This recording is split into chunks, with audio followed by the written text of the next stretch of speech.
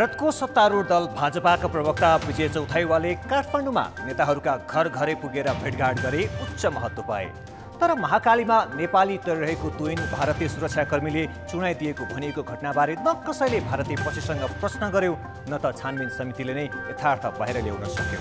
कान्तिपुर समाचारमा आज महाकाली घटना छानबिनमा सरकारी ढिलासुस्ती र संसदीय समितिको चासो। नमस्कार, अब मुख्य समाचार। एमालेमा शक्ति सन्तुलन मिलाउन प्रदेश एकका मुख्यमन्त्री फेरिए, बहुमत टिकाउनु नै आचार्यको मुख्य चुनौती।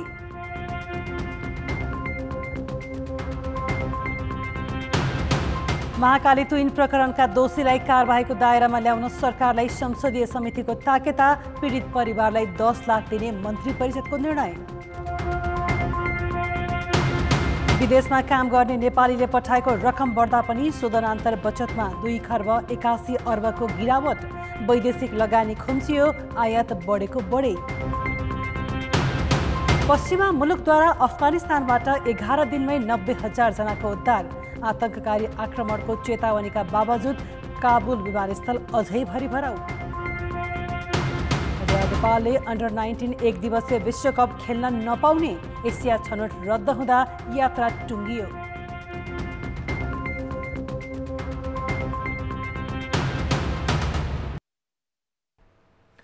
नेकपा एमाले फुटेकै भोलिपल्ट प्रदेश एकको सरकार फेरिएको छ। मुख्यमन्त्री शेरधन राईको ठाउँमा आफ्ना कट्टर आलोचक भीम आचार्यलाई नेतृत्व दिएर एमाले अध्यक्ष केपी शर्मा ओलीले प्रदेश एकको एमालेको सत्ता जोगाउने प्रयास गरेका हुन्। राईको बहिर्गमन र आचार्यको सत्तारोहण एमाले अध्यक्ष ओलीको लागि भने अर्को झड्का हो। प्रदेश एकका नवनियुक्त मुख्यमन्त्री भीम आचार्य एमाले फुट्नु अघिसम्म पार्टी अध्यक्ष केपी शर्मा ओलीका कटु आलोचक थिए। त्यसैले पार्टी विभाजन नहुँदासम्म आचार्यले कयौं प्रयास गर्दा पनि अध्यक्ष ओलीले आचार्यलाई मुख्यमन्त्री बन्न दिएनन्। तर पार्टी विभाजन भएपछि एमालेको प्रदेशको सत्ता जोगाउन अध्यक्ष ओलीले आफ्ना विश्वासपात्र मुख्यमन्त्री शेरधन राईलाई फिर्ता बोलाए।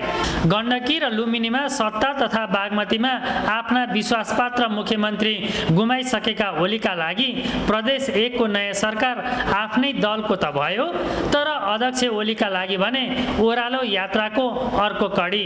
गण्डकी र लुम्बिनी प्रदेशपछि ओलीले बागमती प्रदेशमा पनि आफू निकटका डोरमणि पौडेललाई राजीनामा गराएर विपक्षी समूहमा रहेकी नेत्री अष्टलक्ष्मी साक्यलाई मुख्यमन्त्री बनाएका छन्। प्रदेश एकमा भीम आचार्यको प्रवेश पनि त्यही रणनीति अन्तर्गत भएको छ।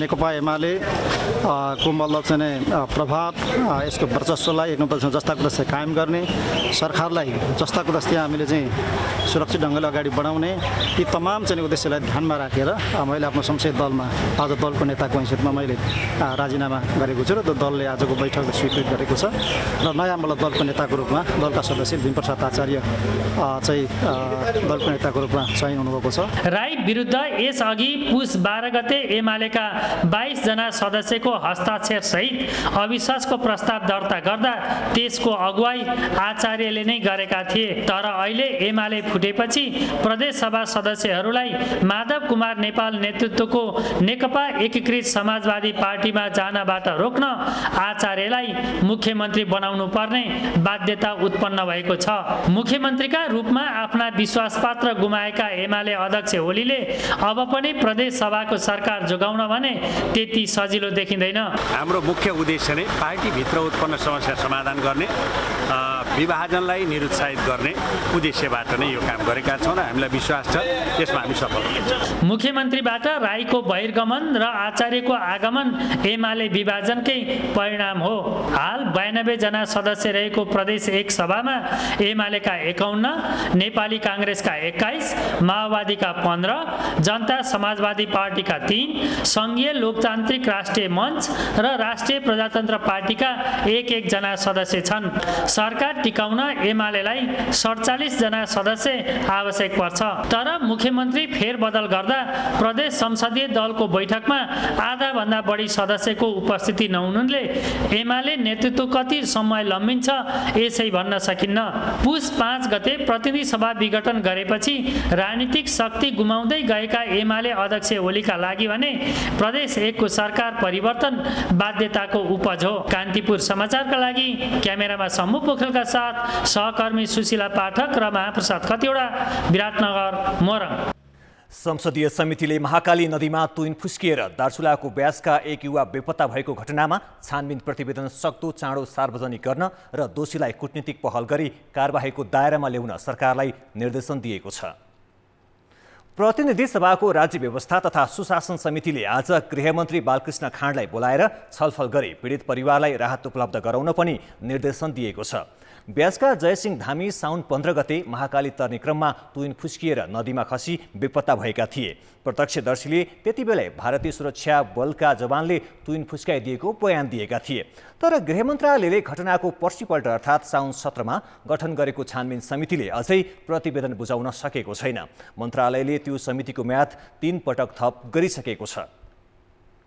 तो घटना प्रकरणका सम्बन्धमा सत्य तथ्य सहितको प्रतिवेदन यथाशीघ्र सार्वजनिक गर्ने, कूटनीतिक पहलद्वारा दोषीलाई कडा कानुनी दायरामा ल्याउने व्यवस्था गर्ने, पीडित परिवारलाई उचित राहतको व्यवस्था गर्ने। 2. ब्यास क्षेत्रका स्थानीय बासिन्दाको सुरक्षा तथा आवतजावतको लागि आवश्यक पर्ने पुल, मोटर बाटो लगायतका स्थानीय पूर्वाधारहरू यथाशीघ्र निर्माण गर्ने, दार्चुलादेखि टिङ्करसम्मको सडक निर्माण कार्य यथाशीघ्र सम्पन्न गर्ने, तुइनलाई तत्काल विस्थापित गरी झोलुङ्गे एवं पक्की पुलको व्यवस्था गर्ने। राज्य व्यवस्था समितिले ब्यास क्षेत्रका बासिन्दालाई सुरक्षित रूपमा ओहोरदोहोर गर्नको लागि मोटर बाटो लगायत स्थानीय पूर्वाधार सक्दो चाँडो बनाउन पनि निर्देशन दिएको छ। समितिले तुइनलाई तत्काल विस्थापित गर्न भनेको छ। यस्तै 3 वर्ष अघि कञ्चनपुरमा बालिका निर्मला पन्तको बलात्कारपछि हत्याको अझै सत्य तथ्य पत्ता नलाग्नुको समितिले दुःखद भन्दै दोषीलाई तत्काल कारबाहीको दायरामा ल्याउन निर्देशन दिएको छ। राजनीतिक दलहरूबीचको टुटफुट र अन्तर्कलहले मुलुकको राजनीति भद्रगोल बनेकै बेला छिमेकी भारतका एकजना प्रभावशाली नेता केही दिन काठमाडौँमा निकै सक्रिय रहे। भारतीय सत्तारूढ पार्टीका विदेश विभाग प्रमुख विजय चौथाईवालेले प्रधानमन्त्री शेरबहादुर देउवासहित प्रमुख दलका शीर्ष नेतासँग भेटवार्ता मात्रै गरेनन्, प्रधानमन्त्री पत्नीबाट जनेपूर्णिमामा राखी समेत बाँधेर मित्रता र द्विपक्षीय सम्बन्ध सुमधुर बनाउन खोजे। काठमाडौँमा रहँदा चौथाईवालेको दौडधुप र नेताहरूले दिएको महत्त्वको चासोको विषय रह्यो नै। राजनीतिक नेतृत्वको कूटनीतिक कमजोरीलाई समेत यसले देखाएको छ। नेपालको आन्तरिक राजनीति अस्तव्यस्त भइरहँदा आइतबार काठमाडौँ आएका भाजपाका विदेश विभाग प्रमुख विजय चौथाईवाले 4 दिने भ्रमणमा निकै व्यस्त देखिए। भारतीय प्रधानमन्त्री नरेन्द्र मोदीको दूतका रूपमा आएका उनले प्रधानमन्त्री शेरबहादुर देउवा, गृहमन्त्री बालकृष्ण खाँड, माओवादी केन्द्रका अध्यक्ष पुष्पकमल दाहाल र नेता वर्षमान पुनदेखि विपक्षी दल एमालेका अध्यक्ष केपी ओली र उपमहासचिव विष्णु पौडेल सँगै जसपाका विभाजित लोकतान्त्रिक समाजवादीका अध्यक्ष महन्त ठाकुरसम्मलाई भेटे। प्रधानमन्त्री पत्नी आर्जु राणासँग त जनै पूर्णिमामा राखी नै बाँध्न भ्याए। तर मुलुकको राजनीतिलाई लयमा ल्याउन नसकिरहेको मुख्य नेतृत्वले छिमेकी देशका सत्तारूढ दलका विदेश विभाग प्रमुखलाई किन यति धेरै प्राथमिकता दिए भन्ने प्रश्नमा धेरैको चासो छ। पहिला उनीहरूले सबै कुरा नेपालसँग चाहिँ अलिकति कर्मचारी तन्त्र मार्फत गर्थे। अब यसपटक राजनीतिक मान्छे पनि आए। यति मात्रै बुझौँ कि अहिले नेपालको स्थिति के भएको छ, नेपालको सत्ता शक्ति सन्तुलन कस्तो छ, यो सरकार कति टिक्ने जस्तो छ अथवा के परिवर्तन भएको छ। किनभने उनीहरूले जुन हिसाब गरिराखेका थिए, उनीहरूको जो एसेसमेन्ट थियो त्यो त भएन। ओलीले नै निरन्तरता पाउँछन् भन्ने प्रकारको एसेसमेन्ट उनीहरूको थियो, त्यो त भएन। त यो आएको परिवर्तनलाई हेर्न बुझ्न आएको भनेर बुझ्नुहोस्। अब यो गएर पुरै रिपोर्ट हुने, त्यसैले नै फरेन पोलिसीको निर्धारण हुने भन्ने कुरा चाहिँ हुँदैन। सन्दर्भ हेर्ने हो भने भारतीय सुरक्षाकर्मीले तुइन चुडाउँदा एकजना नेपालीको महाकालीमा खसेर ज्यान गएको घटनामा अनुसन्धानकै क्रममा छ। तर प्रधानमन्त्रीदेखि गृहमन्त्रीसम्मले चौथाईवालेलाई भेट्दा भारतीय सुरक्षा फौज एसएसबीले तुइन काटिदिएर महाकालीमा बेपत्ता भएको भनिएका जयसिंह धामीका बारेमा प्रश्न गरे कि गरेनन् भन्ने नेपालको चासो हो। अब हामी त अहिले वास्तवमा भारतीय दृष्टिकोणबाट अलि पीडित नै छौँ। खास गरेर सीमा विवादको मामलामा, खोपकै मामलामा, अथवा तत्काल त्यो तुइनको काण्ड भयो होइन जयसिंह धामीको, त मानवीय दृष्टिकोणमा पनि अब यस्तो किन यस्तो कूटनीति चाहिँ भारतले अवलम्बन गर्यो मलाई पनि थाहा छैन। म त दिल्लीमा पनि बसेर काम गरेँ, त्यहाँ नेपालकै अब प्रतिनिधिलाई पनि भेट गराउनलाई त्यहाँ पापड बेल्नुपर्छ, गाह्रो छ। तर यहाँ एकै दिनमा यसरी एक्सेसतिर यत्रो महत्त्व दिन आवश्यक छ कि छैन। लैनचौरको दूतावासको चाहिँ भन्छ नि कार्यक्रमहरूमा सारा नेपाल उल्टिँदै जरुरी छ कि छैन, यी सब चाहिँ हेर्नुहोस् हामीले हाम्रो आचार संहितालाई आफू संयमित हुने, आफू व्यवस्थित हुने, जुन हीनताबोध लघुतावासबाट मुक्त हुने हो भने बल्ल सुरुवात हुन्छ। राष्ट्रियता, हाम्रो सार्वभौम सत्ता वा राष्ट्रको तपाईँको एउटा के भनेदेखि गरिमा चाहिँ त्यहाँ देखिन्छ। त्यसमा सोच्नुपर्छ। छिमेकबाट केही भ्रमणमा आउनु र द्विपक्षीय सम्बन्ध सुधारमा सकारात्मक पहल गर्नु गलत होइन, तर हरेक नेताले घर घरमा बोलाएर भारतीय नेता चौथाइवाले मार्फत भारतीय प्रधानमन्त्री मोदीका लागि दिएको वा उनले पठाएको सन्देश के हो नेपाली जनताले थाहा पाउनुपर्छ। कान्तिपुर समाचारका लागि क्यामेरामा हरिशरण तिमल सिन्हा र राजेन्द्र महर्जनका साथमा रमेश धमला, काठमाडौँ। दार्चुलामा भारतीय सुरक्षाकर्मीले तुइन काटिदिँदा महाकालीमा बेपत्ता भएका भनिएका जयसिंह धामीका परिवारलाई सरकारले 10 लाख रुपैयाँ दिने निर्णय गरेको छ। आज बसेको मन्त्री परिषदको बैठकले बेपत्ता भएका धामीका परिवारलाई राहत स्वरूप 10 लाख रुपैयाँ दिने निर्णय गरेको सरकारका प्रवक्ता ज्ञानेन्द्र बहादुर कार्कीले जानकारी दिए। साउन 15 गते महाकाली नदीतरेर भारत जान लागेका धामी भारतीय सुरक्षाकर्मीले तुइन काटेपछि महाकाली नदीमा खसेर बेपत्ता भएको प्रत्यक्षदर्शीले बताएका छन्। नेपाली सुरक्षाकर्मी र आफन्तले खोजी गरे पनि उनी अहिलेसम्म भेटिएका छैनन्। घटनाबारे छानबिन गर्न सरकारद्वारा गठित समितिले घटनास्थल नै पुगेर अध्ययन गरेको छ, तर प्रतिवेदन सार्वजनिक हुन सकेको छैन। ब्रेकपछि समाचारमा पुनः स्वागत छ। कोभिडका बिरामी सम्बन्धमा स्वास्थ्य मन्त्रालयको तथ्याङ्क र अस्पतालको अवस्थामा फरकपना देखिएको छ। मन्त्रालयले खाली छन् भनी दिएको जानकारीका आधारमा उपत्यका बाहिरबाट ल्याइएका बिरामीले आइसियु र भेन्टिलेटर पाउन सकिरहेका छैनन्। सरकारी अस्पतालका आइसियु र भेन्टिलेटर कोभिडका बिरामीले भरिभराउ भए पनि मन्त्रालयले गलत जानकारी दिँदा बिरामीले समयमै उपचार नपाउने अवस्था छ। जिल्ला अस्पताल सङ्खुवा सभामा 2 वटा भेन्टिलेटर र 5 शय्या सञ्चालन गर्न मिल्ने आइसियुका सामग्री छन्, तर 1 वर्ष भइसक्दा पनि ती प्रयोगमा ल्याइएका छैनन्, जसका कारण कोभिडका गम्भीर खालका बिरामीले विराटनगर, धरान वा काठमाडौँका अस्पतालमा भर पर्नुपर्ने बाध्यता छ।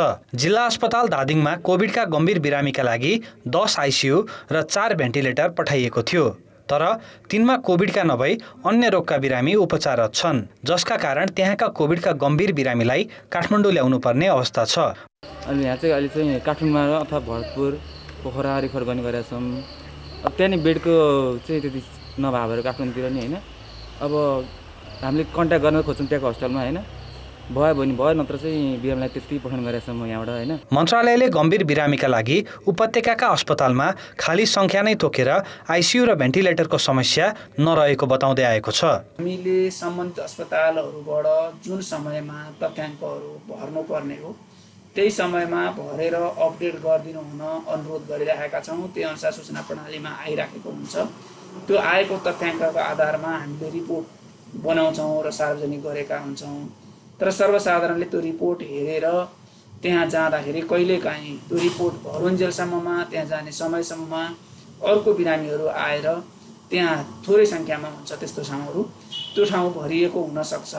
मन्त्रालयले आइसियु र भेन्टिलेटर खाली रहेको विवरण दैनिक सार्वजनिक गर्ने गरेकाले सहजै उपचार पाउने आशामा बाहिरी जिल्लाबाट बिरामीलाई आफन्तले उपत्यकाका सरकारी अस्पताल ल्याउँछन्, तर अस्पतालको अवस्था मन्त्रालयले भनेभन्दा फरक छ। उपत्यकाका प्राय सरकारी अस्पतालका आइसियु भरिभराउ छन्। टेकु अस्पतालमा तत्कालै आइसियु पाइँदैन। त्रिवी शिक्षण अस्पतालमा 52 आइसियु र 30 भेन्टिलेटर मध्ये एउटै खाली छैनन्। त्यही कारण बिरामीले पालोमा बस्नुपर्ने बाध्यता छ। धेरै घण्टा उहाँले चाहिँ धेरै समय इमर्जेन्सीमै व्यतीत गर्नुपर्ने हुनसक्छ। बिरामीको अवस्था झन् गम्भीर हुँदै जाने हुनसक्छ त्यो अवस्थामा चाहिँ, किनभने आइसियु छिटो पाउनुभयो, उपचार छिटो सुरु भयो र भेन्टिलेटरमा जाने बिरामी पनि छिटो भेन्टिलेटरको मा जानुभयो, भेन्टिलेटर राख्न सकियो भने बचाउने सम्भावना बढेर जान्छ। तर एक त इमर्जेन्सीमै ढिलो हुने र नपाएर निजी अस्पताल महँगा अस्पतालमा जानु पर्यो भने आर्थिक रूपले पनि क्षति बिहोर्नुपर्ने अवस्था आउनसक्छ। मान्छेले कैयौँले ज्यान पनि गुमाएका छन्। मन्त्रालयका अनुसार कोभिडका बिरामीका लागि देशैभर 2944 आइसियु र 1038 भेन्टिलेटर छुट्याएकामा अहिले आइसियुमा 620 र भेन्टिलेटरमा 165 बिरामी छन्। यस हिसाबले गम्भीर बिरामीले सहजै उपचार पाउनुपर्ने हो, तर उपत्यकाका अधिकांश अस्पतालका आइसियु र भेन्टिलेटर बिरामीले भरिएका छन् भने धेरैजसो जिल्लामा जडान नै गरिएको छैन। यसतर्फ चासो नदिई मन्त्रालयले दिनौजसो गलत जानकारी सम्प्रेषण गरिरहेको छ। कान्तिपुर समाचारका लागि क्यामेरामा विनोद कोजु र जिल्ला सहकर्मीहरूका साथ कृपाल गौतम, काठमाडौँ। आज 2052 जनामा कोरोना संक्रमण पुष्टि भएको छ। कोभिडका 26 बिरामीको मृत्यु भएको छ। 9702 जनाको पीसीआर परीक्षण गर्दा 21% भन्दा बढीमा कोभिड देखिएको हो। एन्टिजेन परीक्षणतर्फ 381 जनामा संक्रमण देखिएको छ। आज काठमाडौँ उपत्यकामा 733 संक्रमित थपिएका छन्। सक्रिय संक्रमितको संख्या करिब 38400 पुगेको छ। तीमध्ये 35300 भन्दा बढी घरमै छन्। आज 1919 जना संक्रमण मुक्त भएका छन्। कोभिडले मृत्यु हुनेको संख्या 10638 पुगेको छ। क्रियाशील सदस्यता विवादमा शीर्ष नेताहरू बीच भएको भनिएको सहमतिको मसी सुक्न नपाउँदै नेपाली काङ्ग्रेसको वरिष्ठ नेता रामचन्द्र पौडेल खेमा फेरि आन्दोलनमा उत्रिएको छ। संस्थापन पक्षले भने आसन्न महाधिवेशनमा जसरी पनि जित्ने रणनीति बनाएर अघि बढेको देखिन्छ। काङ्ग्रेसका शीर्ष नेताको गुटगत स्वार्थकै कारण सदस्यता विवाद समाधानभन्दा दोषारोपण गर्ने थलो बनिरहेको छ। सदस्यता विवादकै कारण 14औं महाधिवेशन प्रभावित भएपछि सोमबार साँझ अबेर पार्टी सभापति शेरबहादुर देउबा र वरिष्ठ नेता रामचन्द्र पौडेलले विवाद समाधान र सहमतिको प्रतिवेदन बुझेका थिए। विवाद समाधानको जिम्मा पूर्व महामन्त्री कृष्ण सिटौला, रमेश लेखक र मिनेन्द्र रिजालले पाएका थिए। तर त्यही प्रतिवेदन बुझेको भोलिपल्टै वरिष्ठ नेता रामचन्द्र पौडेल पक्षले पार्टी कार्यालय सानेपामा धर्ना थालिहाल्यो। बुधबार नेता पौडेल, महामन्त्री शशाङ्क कोइराला, संस्थापन इतर समूहका प्रमुख नेताहरू नै धर्नामा सामेल भए। नेपाली काङ्ग्रेसको इतिहासमा यति ठुलो विश्वासको सङ्कट कहिल्यै आएको थिएन। यस्तो विश्वासको सङ्कटमा पार्टी मजबुत हुन सक्दैन। पार्टीलाई मजबुत बनाउन यो विश्वासको सङ्कट हट्नुपर्छ र क्रियाशील सदस्यता पारदर्शी वितरण हुनुपर्छ।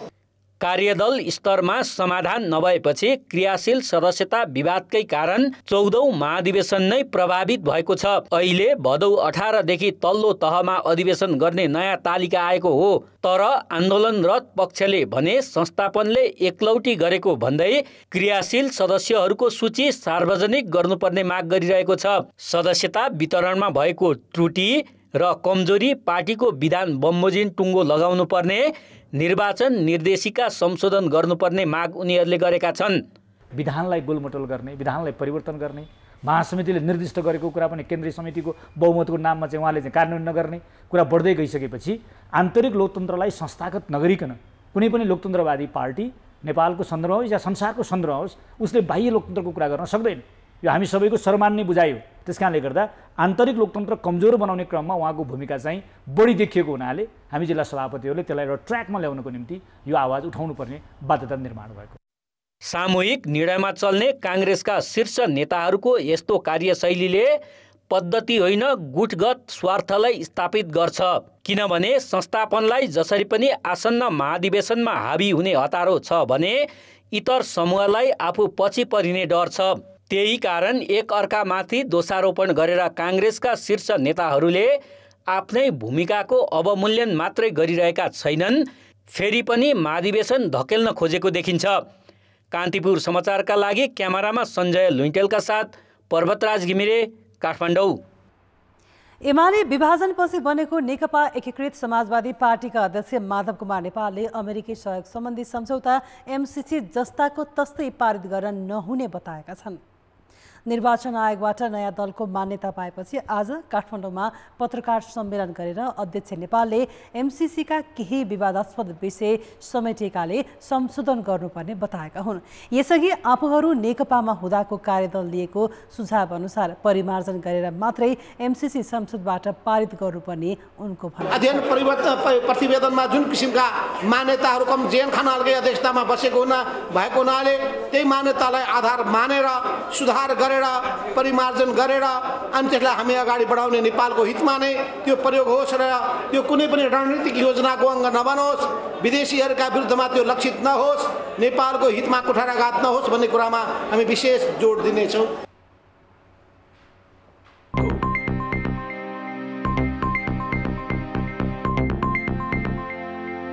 देशको शोधनान्तर स्थितिमा उल्लेख्य गिरावट आएको छ। शोधनान्तर स्थिति 1 वर्षमा 2 खर्ब 81 अर्ब रुपियाँले घटेको हो। नेपाल राष्ट्र बैंकले आज सार्वजनिक गरेको देशको आर्थिक तथा वित्तीय स्थिति सम्बन्धी प्रतिवेदन अनुसार असार मसान्तसम्म शोधनान्तर स्थिति 1 अर्ब 23 करोड रुपियाँले बचतमा छ। अघिल्लो आर्थिक वर्षको असारमा शोधनान्तर स्थिति 2 खर्ब 82 अर्ब 41 करोडले बचतमा थियो। बढ्दो आयात र खुम्चिएको वैदेशिक लगानीका कारण शोधनान्तर स्थितिमा गिरावट आएको हो। हाम्रो इम्पोर्ट धेरै भएको छ अनि त्यसलाई थाम्नको लागि रेमिटान्स प्रवाह पर्याप्त भएन। त्यसले गर्दाखेरि बाह्य क्षेत्रमा चाप पर्यो र विदेशी यो शोधनान्तर कम हुँदाखेरि विदेशी विनिमय सञ्चिति पनि कम हुन जान्छ। तर अझै पनि विदेशी विनिमय सञ्चिति 10 महिनाको वस्तु तथा सेवा आयात हान्न सक्ने अवस्थामा छ। त्यसै गरी चिन्ताको अवस्था त छैन। तर सङ्केत के देखाइरहेछ भने अब बाह्य क्षेत्र दबावमा आउन सुरु गरेको देखाएको छ।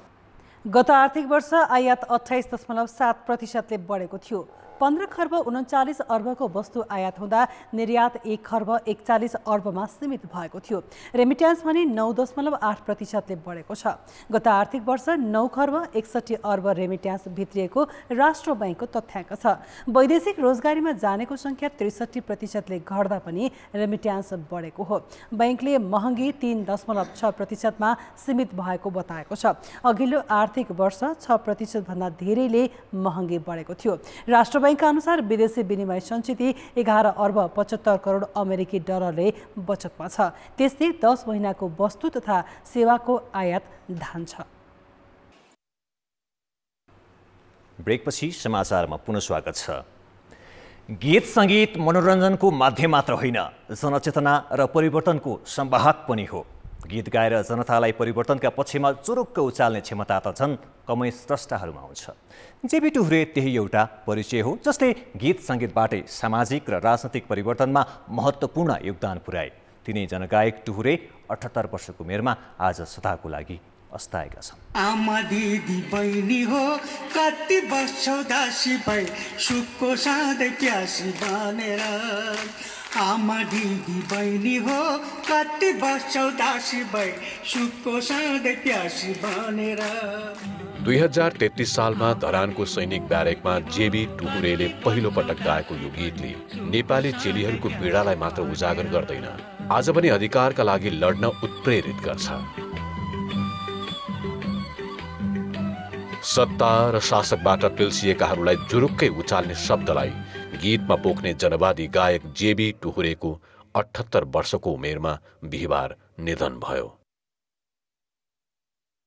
विक्रमसम्म 2001मा सुनसरीको धरानमा जन्मिएका टुहुरेको खास नाम जोठ बहादुर खड्गी हो। जेठा दाजुको मृत्युपछि जन्मिएका उनलाई पनि परिवारले बाँच्दैन भनेर जुठोमा फालिदिएकाले जोठ बहादुर नाम पाएका उनी गीत सङ्गीतमा सक्रिय भएपछि जेबी भए। पछि बुबा बितेपछि नामको पछाडि टुहुरे थपेर उनी जेबी टुहुरे भएका हुन्। 2019 सालमा भागेर काठमाडौँ आएका उनले प्रजातन्त्र दिवसको अवसरमा रेडियो नेपालमा धर्मराज थापाको गीत गाएर साङ्गीतिक दुनियाँमा पाइला चालेका थिए। 2024 सालमा पहिलो पटक आफ्नै गीत रेकर्ड गराएका उनी मनमोहन भरतमोहन अधिकारी जस्ता कम्युनिस्ट नेतासँगको भेटबाट राजनैतिक आबद्धतासँगै जनवादी गायकका रूपमा स्थापित भएका हुन्।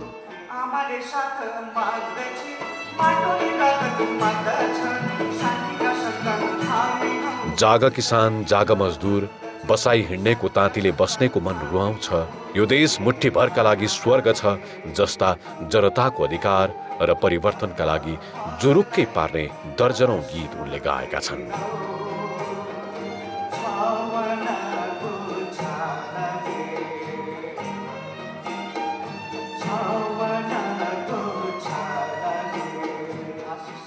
कुनै समय यस्तो थियो जब जेबी टुहुरे, रामेश र रामकृष्ण दुवालहरूले गीत गाउँथे, प्रशासन पनि डराउँथ्यो।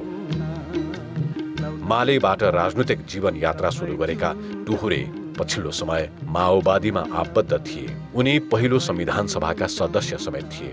सक्रिय राजनीति भन्दा जनवादी गीतबाटै सबैलाई ऊर्जा दिएका उनै जेबी टुहुरे भौतिक रूपमा त अस्ताएका छन्, तर उनका कालजयी गीतहरू भने अमर रहनेछन्। दुःखको बोझ बिसाउन चौतारी बनाऊ है एकले होइन हजारौँ मिलेर लौन दुःखलाई पन्छाउन लौन एक भई जुटौँ। अब जनमतको अन्तिम परिणाम। जनमतमा हिजो हाम्रो प्रश्न थियो, राउटे समुदायको जीवनस्तर सुधार्न के गर्नु पर्ला? ए स्थायी बासको व्यवस्था, बी आर्थिक सहायता र सी शिक्षा र रोजगारीमा जोड। जनमतको अन्तिम परिणाम यस्तो छ, ए स्थायी बासको व्यवस्थामा 22%, बी आर्थिक सहायतामा मात्र 6% र सी शिक्षा र रोजगारीमा जोडमा 72% मत प्राप्त भएको छ। अब आजको प्रश्न। जनमत हाम्रो प्रश्न छ, महाकालीको तुइन घटना छानबिनमा किन ढिलाइ भइरहेको होला? ए इच्छा शक्तिको अभाव, बी घटना नै जटिल भएर र सी भारतीय असहयोग। जनमतको अन्तिम परिणाम भोलि साँझ 8 बजेको कान्तिपुर समाचारमा प्रसारण गर्नेछौँ। कृपया न्युज स्पेस ए बी वा सी टाइप गरी 34001 मा SMS गरी आफ्नो मत व्यक्त गर्नुहोला। अब जनताको आवाज। हामीले आज कास्की, सङ्खुवासभा, दाङ र चितवनमा सोधेका छौँ, प्रदेश सरकारको अस्थिरतालाई कसरी लिनुभएको छ? जनताको आवाज। जनताले पनि जुन उद्देश्यले आफ्ना नेताहरू अथवा आफ्ना प्रतिनिधिहरू पठाउनु भएको थियो त्यो उद्देश्यले ती प्रतिनिधिहरूले काम गर्न पाउनु भएको छैन। विकासका कार्यक्रमहरू चाहिँ प्रभावित हुन्छन्। प्रदेश सरकारले चाहिँ नि आफ्नो कार्यकर्ताहरू मात्रै भर्ती गर्ने काम भयो, यो चाहिँ राम्रो भएन।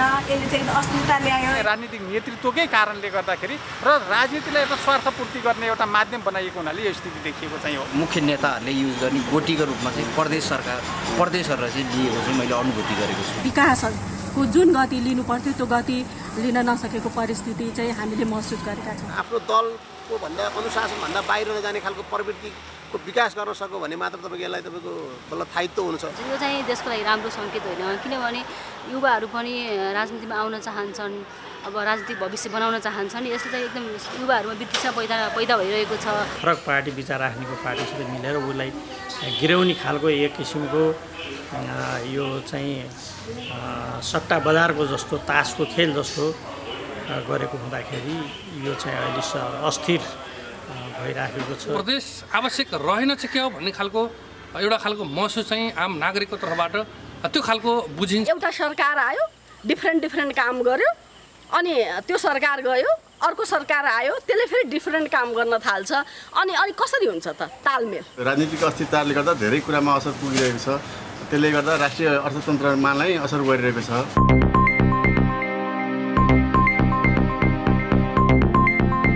खेलकुद समाचार।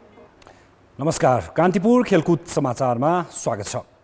नेपालले अर्को वर्ष वेस्ट इन्डिजमा हुने अन्डर-19 एकदिवसीय विश्वकप क्रिकेट खेल्न नपाउने पक्का भएको छ।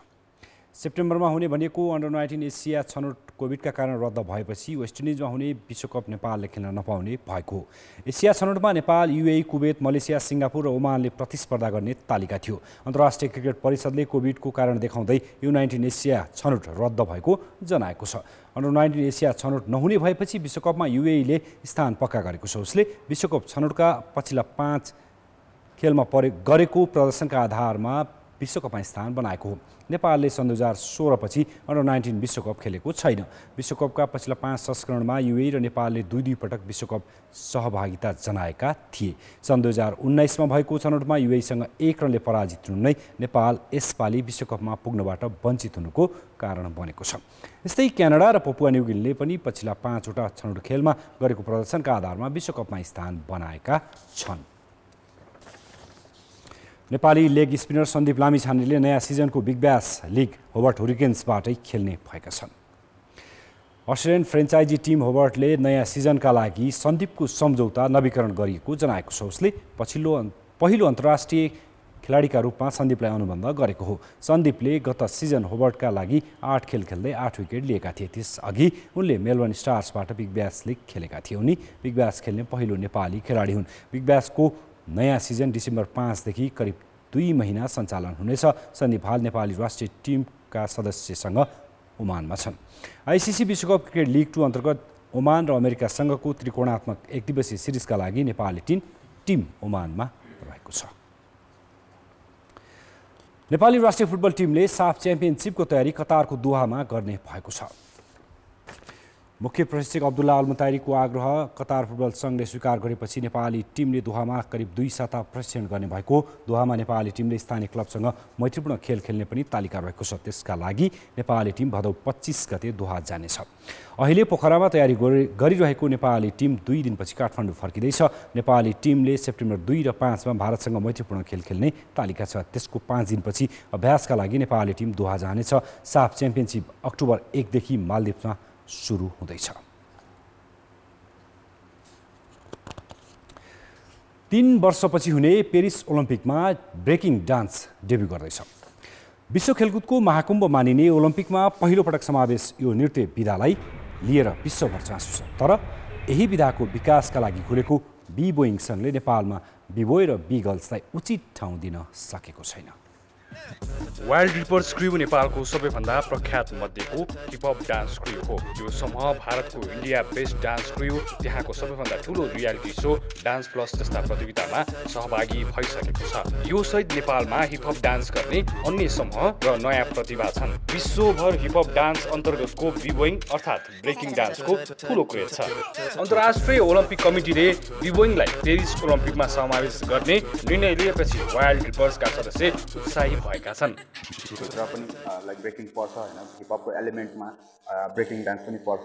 सो त्यो हुँदाखेरि चाहिँ अब आफ्नो एउटा लागिरहेको फिल्डबाट चाहिँ आफ्नो देशलाई रिप्रेजेन्ट गरेर भोलिको दिन त्यो गोल्ड मेडल ल्याउन पाउने एउटा त्यो भित्र जुन एउटा एनर्जी दिइरहेको छ त्यसले चाहिँ एकदमै पोजिटिभ पनि छु। र आई होप लाइक नेपालमा धेरैजनाले यसलाई सिरियसली लिनुहुन्छ होला र त्यस्तै डान्सर्सहरूले पनि यसलाई सिरियसली लिएर त्यो हिसाबले आफ्नो आफूलाई ट्रेन गर्नुहुन्छ होला। र जति पनि सङ्घ संस्थाहरू हुन्छ उहाँहरूले पनि के अरे डान्सर्सहरूलाई ट्रेनिङको लागि केही हेल्प गरिदिनुहुन्छ होला। जसले गर्दा चाहिँ नेपाललाई पनि हामी त्यो ठाउँमा लाइक इन्टरनेसनल लेभली या भनौँ न ओलम्पिक्स लाइक त्यो त अब हामीले सोचेकै थियौँ कहिले, बट यस्तो कुरा हुँदाखेरि चाहिँ हामी एकदमै एक्साइटेड छौँ यो कुराको लागि। यसै समूहका सदस्य श्याम महर्जनसँग युथ ओलम्पिक 2018 को क्वालिफायर्समा सहभागी भएको अनुभव छ। छनौटको क्रममा उनले चाइनिज ताइपे र जापानमा प्रतिस्पर्धा गरेका थिए। बी-बोय क्रिकेटिक्स भनेर चिनिने उनी नेपालमा बी-गर्ल्स र बी-बोइज धेरै भए पनि उनीहरूका लागि उपयुक्त प्लेटफर्म छैन भन्छन्। तपाईँको प्लेटफर्मै दिनुपर्छ। अब एउटा डान्सर या एउटा बी-बोय हामीलाई चाहिँ बी-बोय बी-गर्ल भन्छ केटाकेटीलाई चाहिँ। हामीलाई चाहिँ के हो नि कम्पिटिसनको एउटा प्लेटफर्म चाहिँ बनाइदिनुपर्छ जुन थ्रुबाट चाहिँ हामी बाहिर पनि जान सकौँ, बाहिरबाट हाम्रो आर्टलाई देखाउन सकौँ, रिप्रेजेन्ट गर्न सकौँ। अनि अब अहिले नेपालमा चाहिँ बी-बोइङ चाहिँ एकदमै कम भएको छ। जुन चाहिँ अहिले इभेन्टहरू पनि एउटा नै हुँदैन। जुन कुराले चाहिँ बी-बोइङ गर्ने एकदम हार्ड छ यो कुरा। त्यही माथि अहिले अपर्च्युनिटी केही नदेखेर चाहिँ बी-बोयहरू बी-गर्लहरूले चाहिँ सबै ग्यापै गर्दै छोडिदिँदै कसैले अब कसरी एकदम हसल पनि छ यो कुरा गर्नलाई चाहिँ, अनि छोड्दै जानु भएको छ धेरै जस्तो। अब प्लेटफर्म नभएर पनि हो। सन् 1970 को दशकतिर अमेरिकामा सुरु भएको नृत्यको यो विधा अहिले व्यावसायिक भइसकेको छ। यसमा खेलमा जस्तै नियमित अभ्यास चाहिन्छ, साथै क्षमता तिखार्न नियमित प्रतियोगिता पनि हुनुपर्छ। तर 4 वर्ष अघि दर्ता भएको सङ्घ भने निकै सुस्त छ। अहिले चाहिँ तपाईँको हामीले 4-5 वर्ष भयो, हामीले बिस्तारै एकैचोटि झ्याट्टै तपाईँको हामीले समेट्नु पनि सकेका छौँ। किनभने अब 1.5-2 वर्ष भयो कोभिडले लागिहाल्यो। त्यहाँदेखि चाहिँ हामीले सुरु गरिरहेका थियौँ। पेरिस ओलम्पिकका लागि विश्वभरबाट 16 जना बी-बोइज र 16 जना बी-गर्ल्स छनौट हुनेछन्। उनीहरूले एकअर्कासँग प्रतिस्पर्धा गर्नुपर्नेछ। यो नयाँ विधामा पेरिस ओलम्पिकमा छनौट हुने हो भने सङ्घले प्रतियोगिताको तालिका ल्याएर क्षमता तिखार्न सहयोगी भूमिका खेल्नुपर्नेछ।